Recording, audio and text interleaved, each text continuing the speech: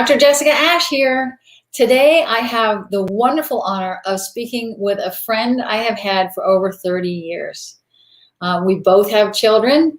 Mine have grown and flown.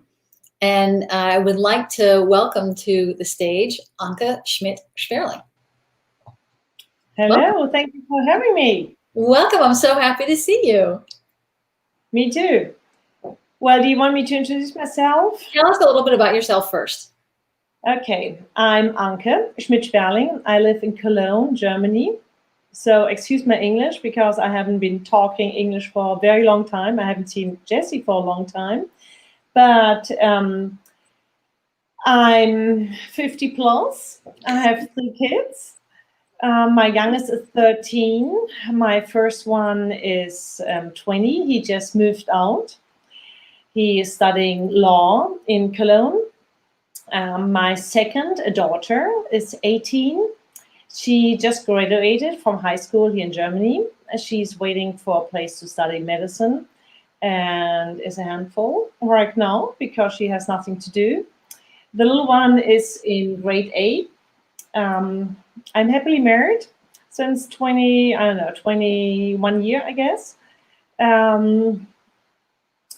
Parenting is my full-time job right now, and I'm happy to discuss with you whatever you're bringing up tonight. Oh, that's great. Parenting was a huge part of my life, and I have a lot of philosophies about it. So I think this is a good start for us. And I know that the first concept you had mentioned was the idea of structure. Can you tell me more about that? Well, I hope my kids don't listen to us tonight. Structure was my main issue in educating kids. Structure meant to me, or is still meaning to me, getting up the same time in the morning, having a routine, having breakfast together, do the same lunchbox every morning, give the kids the feeling, they know the routine, they feel comfortable with this, they're going to school, they know I'm home when they're coming back, they know lunch is always on the table, same time every day. My youngest always asking, can I stay a little longer in school? Can I bring somebody over for lunch? I'm always saying no, lunchtime is our family time. And then going back to the afternoon is always a little flexible, but in the evening, always having time together. Who's coming up? But I'm trying to get the family together. Bedtime, always the same time to go to bed. We are talking about from birthday to birthday, how longer they can stay up. I mean, the oldest one now, they're flexible, but we're still talking now about the 13-year-old, or when the first ones grow up. And they had the time, 8:00 p.m. was time of settling down.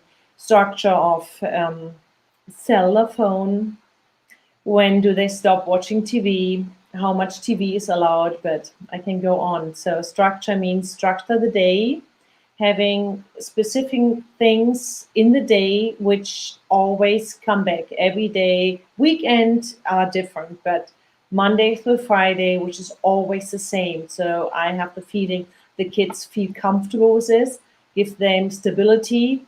And if they have some bad things in school going on, they come home and feel the safetiness of home because they know lunch is coming up, we're gonna talk, and so things, the routine is always very well known to them. I agree with you. And another part of that was important for me with my son, who was so physically active, was after breakfast, before he started school, it was immediately go to the park and start running, do something physical. Yeah, I mean, he had to get rid of that energy. He just had so much. So that was an important part of our structure. I couldn't, when he was 4 and I was teaching him how to read, if I took him to the park and he ran and played on the monkey bars, then when I got home, he could do a little bit of, work on his own, but he had to get rid of that energy. Was that a big thing for you? Not in the morning. No, not in the morning. In the morning, I wake them up same time. we are having breakfast together at a specific time, always the same time, but then they have to go to school. And we live pretty close to school in Germany. We do walk, we do take the bike to schools. This is Oh, very great. well known here. And very important for me was they take the bike. First grade, they did the, oh, how do you call them? The scooters, not the Okay. bike. You know, I think it's a Scooters. scooter. Do you say that? Scooters? Yep, you say scooter. And if it's raining, everybody was like, "Oh, well, ma'am, can you take me by car to school?" And never did. I always refused doing it because what you're just saying, doing the exercise, going through rain, I mean, it's just a question of the right coat, which they can take off when they're in school, but they had to go to school by themselves. And when they got into school, first grade, they were 7 years old, I think. Mhm. I followed them first weeks, but not very long, maybe 4 weeks. I told them how to, there's a traffic light where they had to stop and everything. But from then on, they had to do it by themselves. And that was like probably what you were talking about, exercise a little bit in the morning because it's 1 kilometer, which is a half of a mile. I think. 2.2? Oh, it's the opposite, right? I think it's half of the mile for you. I think you have 2.2 miles for Right. no wait. You know, one other concept you're hitting on there with the idea of going to school in the rain and with a coat on is resilience. They're not going to melt in the rain. They're not going to die because it's raining. And you're building a little bit of resilience in them, which is a very important skill we know for life. It's routine too. I mean, I'm not taking them to school. So in America, I think you probably do by car because it's always a long way. Yeah, And you often. just drop off them on the parkway. So I know how to do this in America. I would probably drop them off a few hundred meters before the school and tell them, well, the last meters you have to walk by yourself. But it's always has to be the same. It's self-confidence for them because they know Yes. what they can belong to or rely to. I think that's the right word, to rely to. It's just they know mother is stopping here or mother is going to pick me up at the same point. She's always going to be there. And so you're also talking about them being able to rely on you and trust you and know that you're there for them, Mm-hmm. but also Very giving them that freedom to do things on their own. Mm-hmm. Mm-hmm. Definitely. One other concept that you were talking about, are we done with structure? Should we move on to the next one?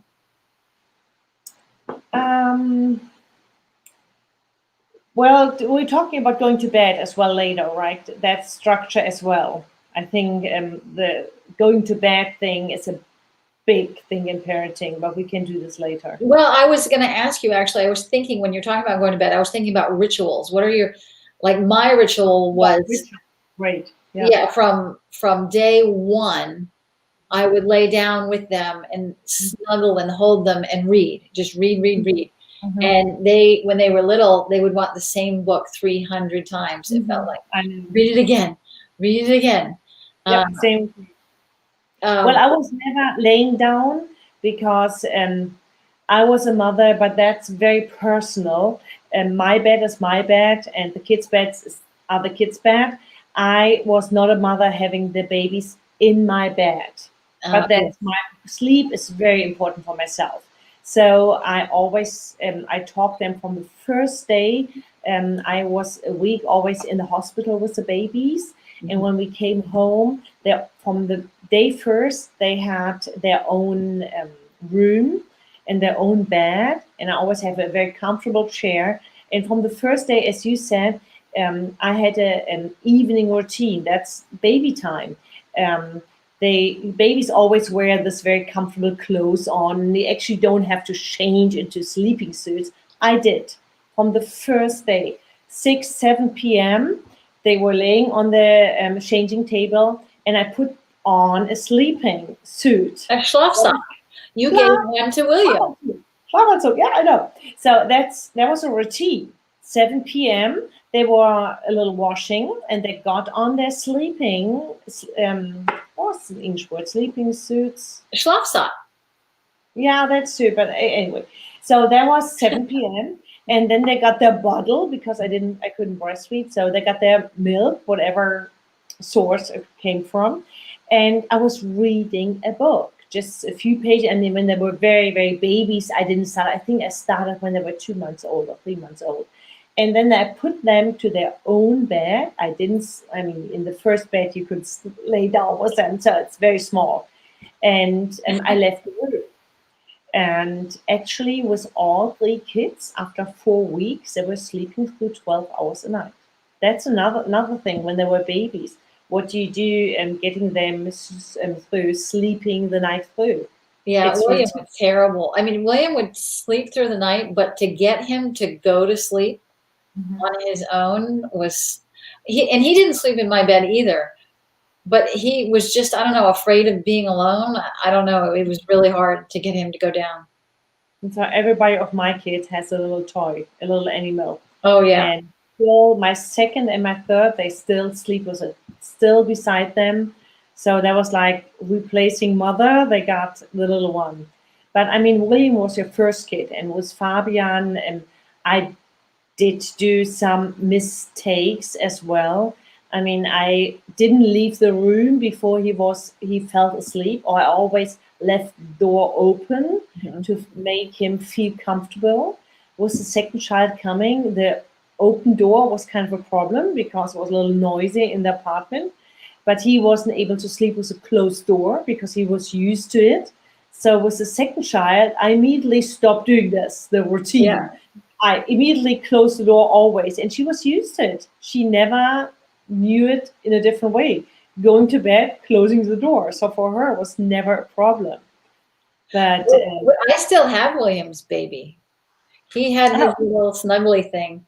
And actually it got better when I got him a weighted blanket. He really liked the weight of a blanket that has weights in it. And that was when he finally felt comfortable enough. But like getting up in the night as a baby, they normally wake up by, and my kids always got the last bottle by 11 o'clock. So 4 o'clock in the morning, they want the next bottle or breast or just food. And when with a bottle, it's just so much easier because you know what they have drunk, and so you know how much is in the baby. They can't die because they have had food. That makes it's more self-confident for the mother.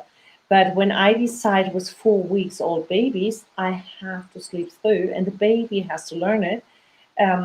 I was sitting a few days beside the bed. I didn't give the bottle anymore at 4 o'clock. But I'm a big fan of the pacifier. Pacifiers. Oh, yeah, we have lots of pacifiers. Yeah, a lot of women do not like them, which I accept. For me, it was just a perfect replacement. So I was sitting beside him, always putting the pacifier in it, and having the structure, although the baby was crying, but I was talking to him. I didn't leave the baby. But after a few days, the baby routine structure understood that there's no bottle coming anymore. So after a few days, babies are smart. He just or she just got it.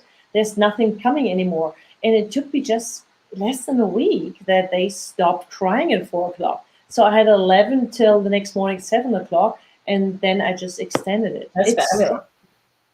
It's from young on, but yeah, I like your philosophy.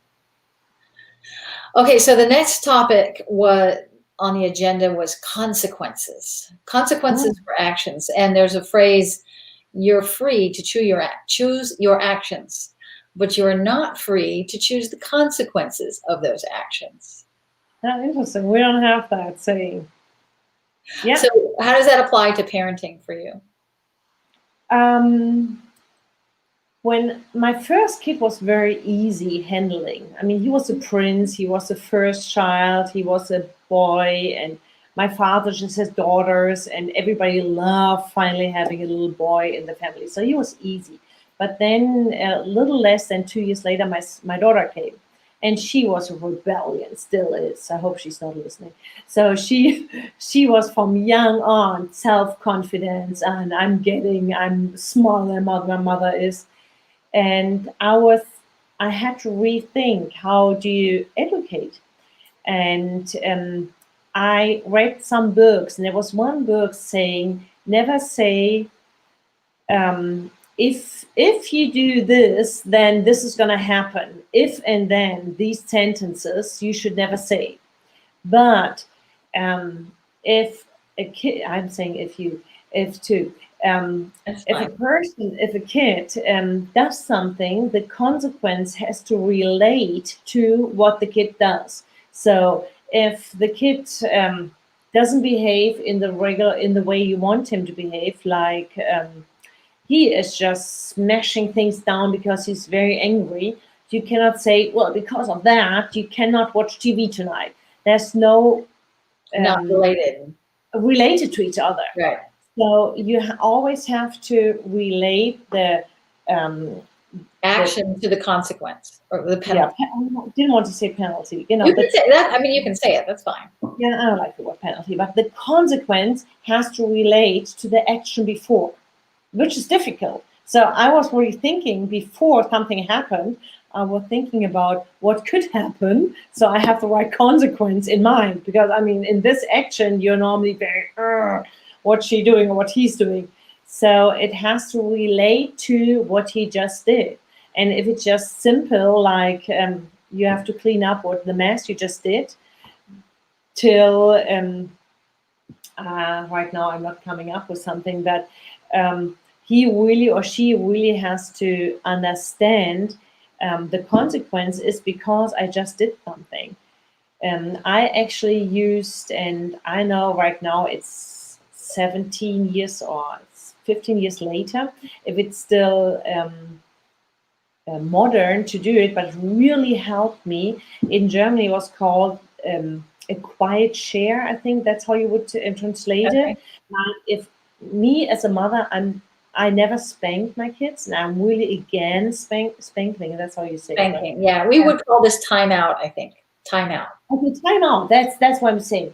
I really like that because when I was like, "Ugh, why don't you just listen to me? And I couldn't help myself. I love this chair. We always had in wherever we were living.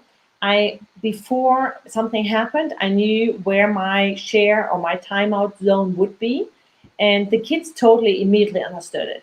And I think that was like when they were 3 years and plus, not before that, but I think 3 plus. And when they did something and they just it was really wrong, I said, "Well, this is a timeout zone." So they were just sitting outside, and they actually and right now, I'm still surprised they never did, but they never got up. I said, "You have your time out." And they were sitting on the chair till I said, "It's over. You can come back." And Wow, it's that's impressive. impressive.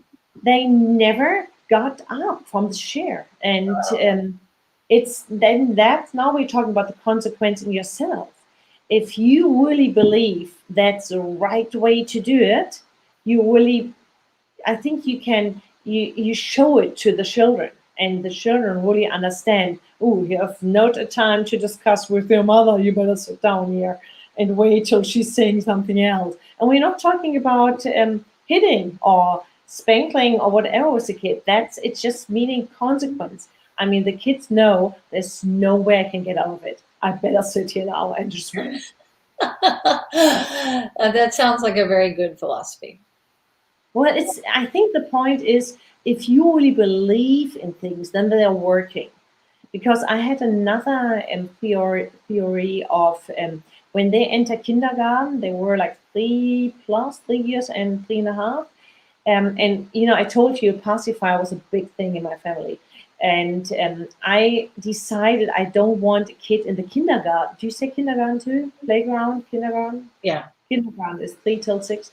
No, we have preschool 3 until 5, and then Okay, that's kindergarten. preschool. I didn't want my children to have a pacifier in their mouth when they're in the preschool. No. So my education was before they start preschooling with 3.5 years old, the pacifier has to go.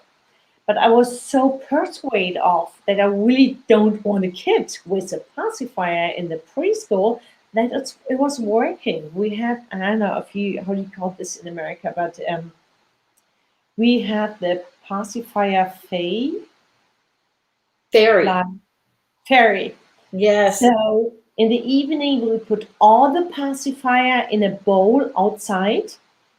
And the kid was saying, I really want the pacifier to go. They didn't want it, but I really want to go. And I really wish The pacifier fairy.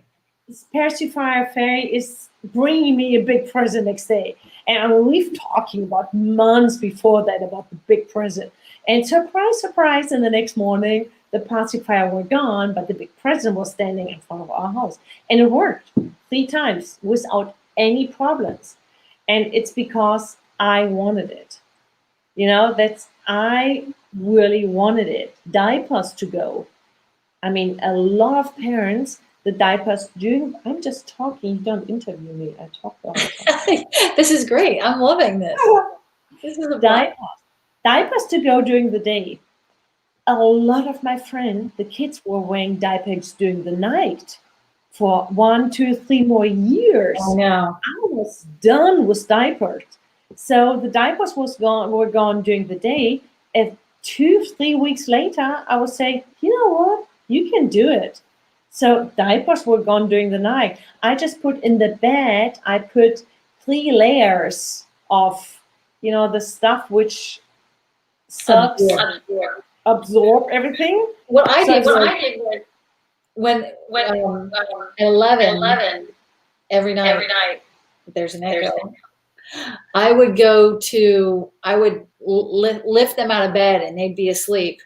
And I'd just put William right in front of the toilet. I remember that. Make him go to the bathroom. But he may have wet the bed once or twice, but parents today, a lot of parents aren't doing that because It's trouble. It's a few nights where you don't sleep. But it's an effort. I can just recommend to everybody, do it. yeah, that's a great idea. I know that I'm pretty glad my kids aren't watching right now. Yeah, you tell me if any of my kids are coming into it. Yeah. Because they would say I was good with structure, but I was very bad with consequences. You were? That's what they said. That I wasn't a very good disciplinarian, and but I think it relates to what you're saying about you had this self-confidence in you always had something ready, and I was just, I don't know, too nervous. Like I just loved them so much. And I thought that maybe if I inspired them enough that they wouldn't do anything wrong. Not that that's a valid thought process, but it was not. Actually, that's what a lot of husbands think. We have to be so nice to our kids because otherwise our kids do not love us. That's actually wrong. I mean, the kids, that's what I see. There are a lot of separation, marriages do not work always the whole life through. And a lot of men think we cannot be very tough, very consequent, structured because then the kids wouldn't love us. But the kids actually stick to the part of the adults who were strict. Yeah. We're not talking, actually, I just really have to say this again and again. We're not talking about spanking or, hitting. That's very important because I just got to know through now 20 years of education and meeting people, friends, and 80% did. Yeah. It's, that's another subject we could actually talk. It's hard for parents not to because the kids can get you at a point where, where you just, and I would recommend just leave the room. And I think a lot about parents who both parents are working. Yeah. And that everybody's so stressed. Everybody comes home at 5 or 6 o'clock at night. Yep. Everybody has to make dinner. The kids haven't seen their mom or dad, and they're grumpy and they act out, and it's like a mess sometimes. Yeah, totally understandable. That's luxury which I'm having right now. Yeah. I mean, I do not have to go in an office every morning. That's luxury, definitely. But still, I think everybody, even if a woman is staying at home, is anybody entering the room? You're smiling.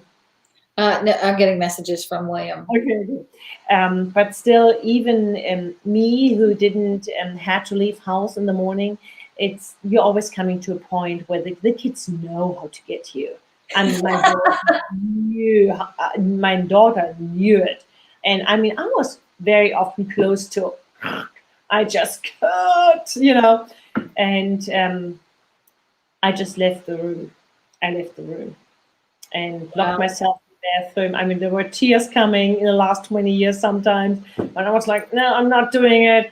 And well, it's tough for Yeah. everybody who's educating, definitely. That's But why I this is a conversation. It's not a, you have to do this and you can't do that. It's, well, my goal is to not spank. There's no L in spanking. It's not spankling, it's spanking. But that's your goal. But you can't necessarily always achieve that goal. Yep, maybe not. And yeah. So the next topic that interested you was time together. And you kind of talked about that a little bit, but you can go into more detail. You mean time together with a family or time together with the adults? You can talk about both parts. Okay. Well, we were trying when they were young, it worked more perfect because everybody was in kindergarten or preschool, everybody was in school, or that was pretty much it. We breakfast was everybody had to sit at the table for breakfast, not very long, and cellular phones forbidden. Still 18, 20 years forbidden on the table, even for the husband. That's very good. Very important. Lunch, and my kids never went to, how do you call this in English? After school, when people watch your kids. Daycare. Daycare. My kids didn't go to daycare, so we have the luxury of everyone coming home for lunch. Nice. And school in Germany is not that long. So 1:30 is lunch for us. But anyway, it doesn't matter if you have breakfast, lunch, and dinner together. Just, I would say one meal is very important. If one meal, everybody's sitting at the table together, and we actually, during breakfast, nobody talks. We have a newspaper in the morning, and that's fine for me. I mean, Benjamin, my youngest, hates reading. So tough shit, nobody talks with him. I mean, he could read if he wants to, but he doesn't. So boring. Breakfast for him. But when the oldest one, and Sarah was still in school, everybody had their section, sports, cologne, whatever coming up to. Everyone was reading the paper because nobody beside me wanted to talk in the morning. So, but just like 10 minutes. And lunch, depending on who's coming home from school, we had lunch together. Dinner is actually now main part for us because even my husband normally comes home for dinner. No cellular phone and time to talk. And the youngest is 5 years younger than the middle child is, so that's a big age difference. Yeah. But still, we are trying. I think he would say that's not true, but we're trying that everybody gets the time to talk. Mother doesn't. The husband can talk and the kids can talk, but trying to get a conversation going on. Social skills are very, very important. Yeah. We have to go talk about sports as well. But time together, I think we both were talking before that too, is that even when, I didn't breastfeed, I have to repeat that because that makes a whole difference in time. When the kids were 3 months, or the first one 3 months, I had a babysitter. I mean, if somebody can afford a babysitter, or there are always neighbors, there are always nice friends, I even do it. I mean, there are always people out there. It's just hard today to ask for help. But it's so important to once a month have an adult conversation with your husband, or go to a movie. You don't even have to talk, but nobody who's interrupting you. Yeah, just once a month at least. We did it once a week actually. Just an hour is enough. But go out for dinner or go for a walk. That's what we do lately now. Just go for 50 minutes of walk, but have your qualified adult time where there's some other subjects coming up. That's, I think, it's very, very important. When you were talking about the time together and the breakfast, I don't think it's this bad in Germany, but in the US, I still remember how much pain I was in in high school, getting up at 6 o'clock in the morning, arriving at school, and there's 1,000 cars all arriving at the same time. The traffic is terrible. It's dark out and you're miserably tired. So when my kids were in high school, I didn't want to be the mother who was like, get up, it's time to get up. The question of when they go to bed. What? The question is when they go to bed. Yeah, yeah. But send them to bed earlier. My kids wake up before they wake up, before I wake them up. Oh, wow. It will send them to bed earlier. Well, I mean, my point is I didn't have any problems. Because what I did was I would light incense and then they could kind of smell something. And I would also cook bacon, and I would get a warm washcloth and I would put it like damp and put it over their eyes. And I would, and then there's always like pancakes and fruit. So my point is I woke them up with like a real meal and real like ambiance. I tried to make their day start well. Okay. And then we didn't have quiet time then. I would always go to some silly website and get clean jokes. So after they started to wake up, I would tell them a joke that inevitably would make them groan at how terrible it was. Like, so what's a pirate's favorite letter? What's a pirate's favorite letter? Yeah, this is one of those jokes. Okay. No idea. Okay, well, you think it's R, but it's actually C. As in the letter C, but also C as in the ocean. It's the ocean. Okay, I got it. Well, that's German and American jokes. That's difficult for me to catch. But I didn't do this. And I never make pancakes. I never make bacon in the morning. I have my rolls being delivered to the house. That's right. And they don't get a big breakfast. But I do, like right now it's getting dark outside. It's not like hot as it's in your country or wherever you live right now. It's cold over here. I light up a candle in the morning. So I make it, that's a nice atmosphere. Yeah. But that's how every family can do it. But even preparing the food box for the school was kind of a subject as well. I mean, you probably did this too, put a little note in the... Oh, more jokes, more really bad jokes. I never did jokes. I should do jokes. I think, I don't know if my kids will get it, but I never tell a joke. Do you remember Friends and how Friends was so funny in English in the US? And then when I came to Germany and we were watching Friends in German, I was like, this is just not funny. Like, yeah, well, sense of humor doesn't really translate. Sense of humor is definitely different.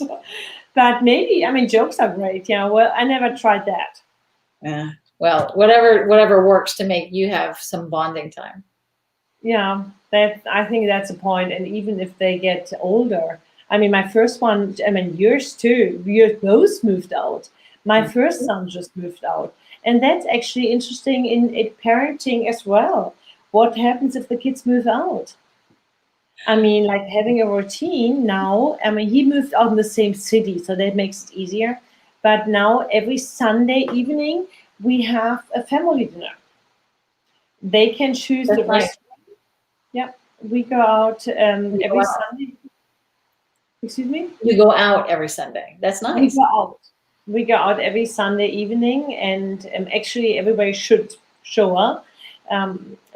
It works more or less, but that's when we see each other. That's like we're building up a new routine. I mean, routine have to change depending on the age of the kid as well. And I talk about the German education system often. I have for 30 years because in the US, people turn 18 years old, they go to a new city where they have no friends. They have to open a bank account and learn how to bank. They have to get straight A's in college. They have to figure out a whole new geography. And I just don't think it's a healthy way that we do college. And I loved how, like, you went to the University of Cologne because you were from Cologne, right? And you came home. I must disagree. I Okay. went to the University of Cologne. My parents were living in Berlin. That's right. Yeah, no, that's not true. That's actually not true. Actually, I know what you're trying to say was that 18, the kids are too young, but actually Germany is different education because when the when the young adults are 18, here in this country we're allowed to drink alcohol. Here was 18, you are an adult. At a doctor, um, I cannot receive any results anymore because the kid is 18. Now he has to decide if I can get to know something or not. With 18 in Germany, you are an adult. You can make all the decisions by yourself. And I think that's okay. Actually, with bank accounts, Benjamin was 13. He opened his bank account when he was 10, I guess, and he just has his confirmation religion wise, and he got some money from all the guests, and he just put it by himself with all his 600 euros. He went to the bank with his bike and put it on his account by himself. So now I think That's that's good. okay with a young adult. And Sarah, 18, she's not going to be able to study in Cologne because in Cologne you have to have a plus in whatever it is. She wouldn't be allowed to study in Cologne. She has to leave Cologne. That's okay, I think. I think educationally wise, you should be done with 18, and then Well, thinking. people aren't actually adults until they're 25. But and we drink. I mean, yeah, it's illegal, We're supposedly, talking about but legal. it's not like 18-year-olds don't drink. Um, I just think there's some dysfunction going on in American. I don't think that. I know that. All you have to do is read a newspaper and see that there is dysfunction on American university campuses. Because of what? Well, Because my it's fear was that everybody sends their kids to another city. They don't have any friends. They have to find a way to make friends. This generation may not have as good as social skills because they spend so much time on their phone. definitely. They don't know how to overcome conflict. They don't know how to manage their time. Oh, suddenly they get F's and then they're like, whoops, I guess I better learn how to manage my time. I just think that there's just dysfunction on American college campuses. We're Maybe talking about parenting. So, I mean, too much time on the cellular phone, too much time on the computer. I mean, we don't really have to discuss about that because everybody knows that is wrong. yeah. I mean, Benjamin now is 14, and I would say he is way more on the computer than the other ones were because it's coming up more and more well known. It's the kids just talk about the cellular phone. They text themselves 100,000 times a day. My other kids in that age, well, for the confirmation, you said confirmation is the right English word, right? The christening, Yeah. confirmation. Um, in Christening is as my a baby. Confirmation is when they're like 12 or 13. yeah, my three kids always got a computer as a present for us on the confirmation. So that's a time they have their own computer sitting in their room, which is a little dangerous. And well, I have a control system on the computer. So they This get is their smart. time. This is very And, smart. and with Benjamin, doesn't really work that much. But the other ones, after 1 hour, the computer just shut down. Benjamin, because the time changes. The kids are on the computer all the time. He doesn't definitely has he cannot open every page. So he has a little control which I put on it. So some pages he shouldn't open. But leaving the house was 18. I don't think that's a problem if you um, have educated them on trusting yourself, on being able to make your own decision, and that's an interesting part though to socialization. Like Benjamin's the youngest, so I'm more into the young people right now to educate them. Benjamin and all my three kids have friends from first year of their life. Um, Benjamin didn't always want to stick with the old friends. And for the birthday parties, it was like when he was 12, or the last birthday too. As many friends as he invited to his birthday party, the better was the birthday party. So the amount of people to invite is very important. Yes, yes. And I never allowed that. And I always said, you cannot invite 10 people you don't even know. So I was always saying, this and this and this, like these 5 people since your birth, very important. Try to get back to them together, to stay, to build up an old friendship. And all my 3 kids really have old friendships.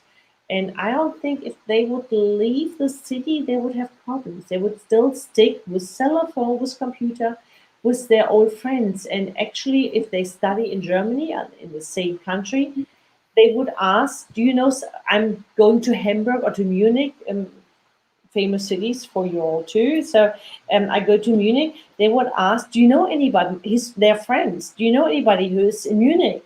And they would make socializing, they would find somebody who this one friend knows. That's really good. No problem. I think Oh, that's good. you have to start before that. I don't think it's a problem to leave with 18-year household. I don't think so. If they are able before that to manage their life, and they shouldn't open a bank account when they're 18. That's too late.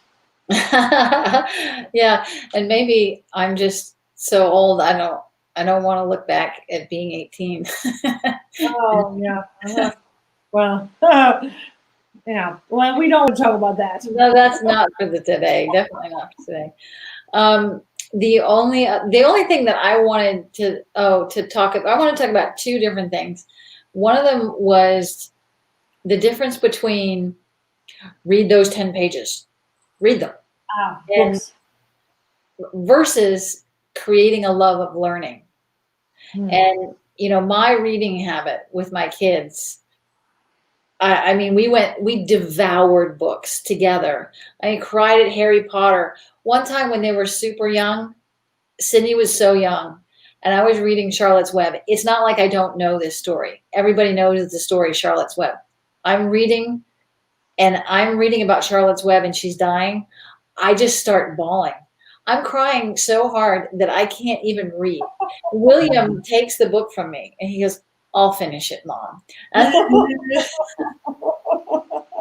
Well, that's a perfect way. I had this with my first 2 kids.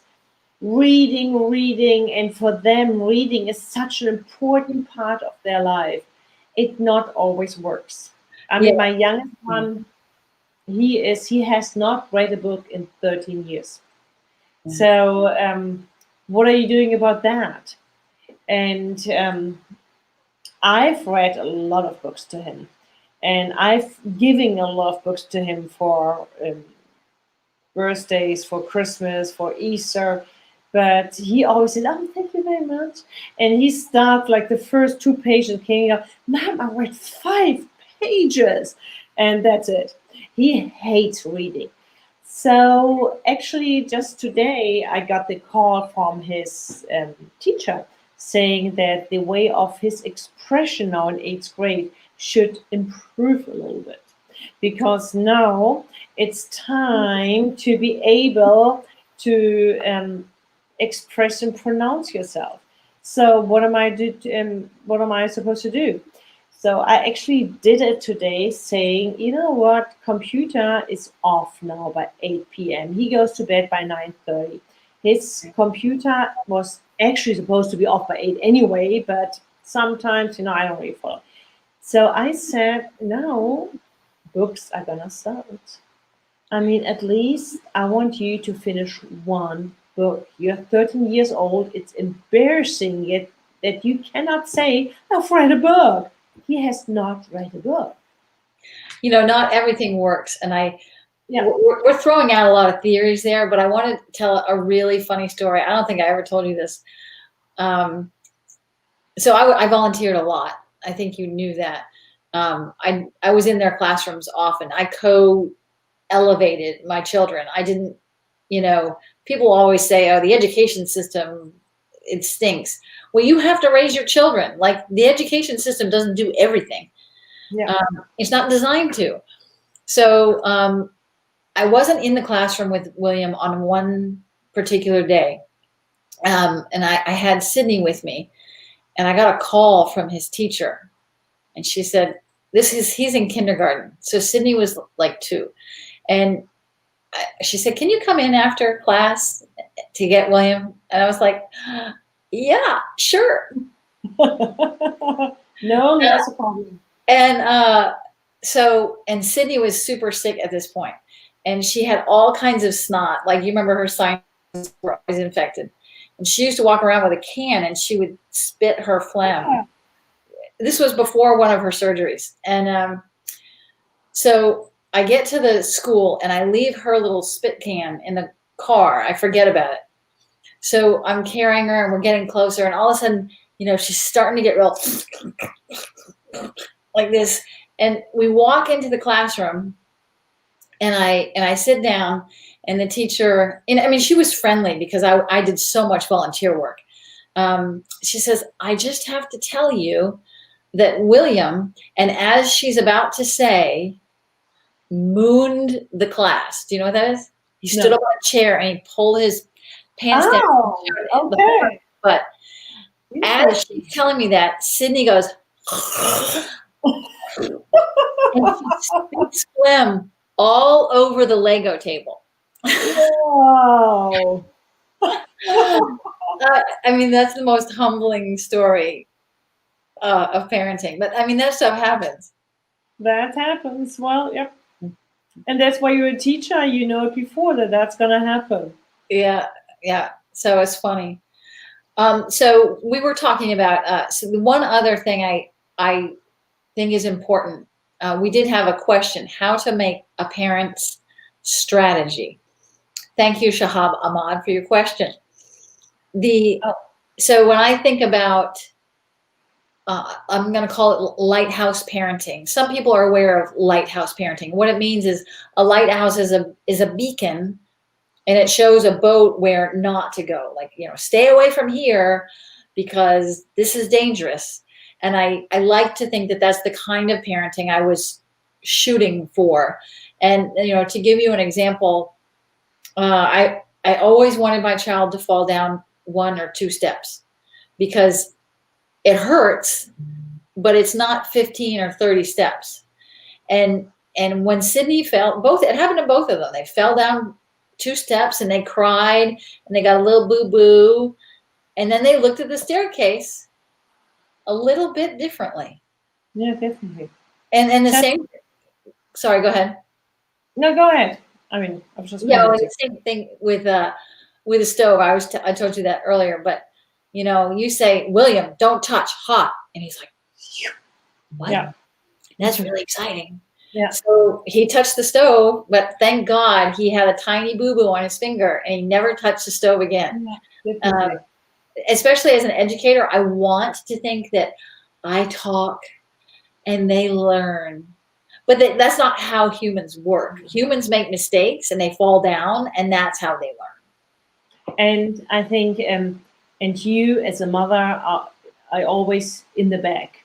So they know if they make mistakes when they're young, falling down, when they're a little older, touching the stove, when they are older, drinking too much alcohol. I mean, there are mistakes through their life. I think what's very important for them is the trust in my mother, my parents, my father, my sister, my brother, whoever, my grandmother, my grandfather is always there for me.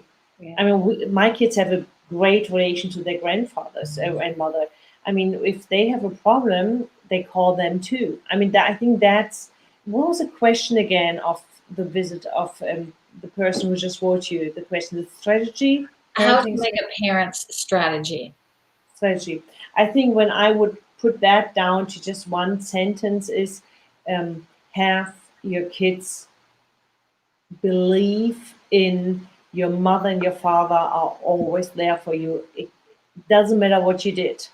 I mean, even if you did something really bad, they are maybe gonna punish you, or like saying that was not correct, but they still will fight for you. They will still stand behind you.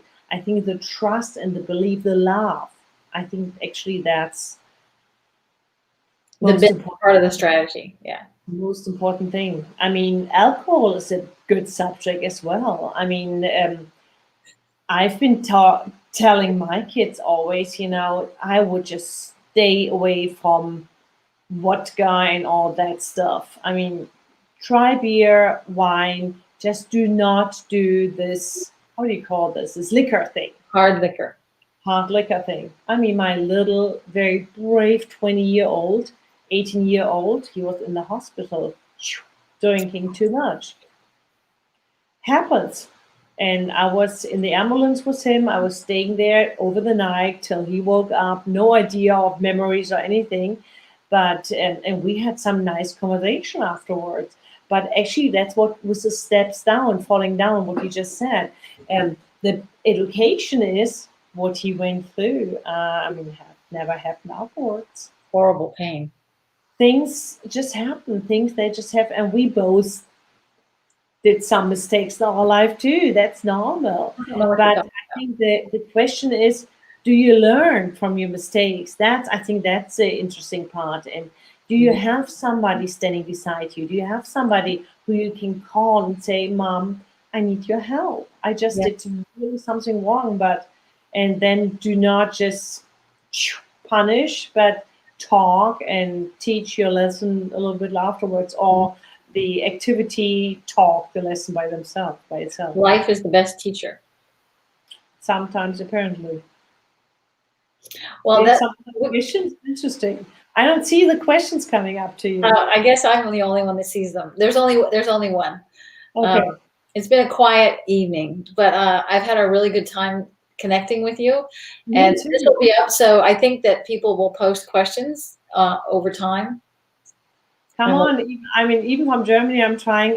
The interesting thing about this discussion is, I mean, we have 14 hours or 10 hours flight depart, either very apart from each other. It's but when it's coming to parenting, it's not so much different.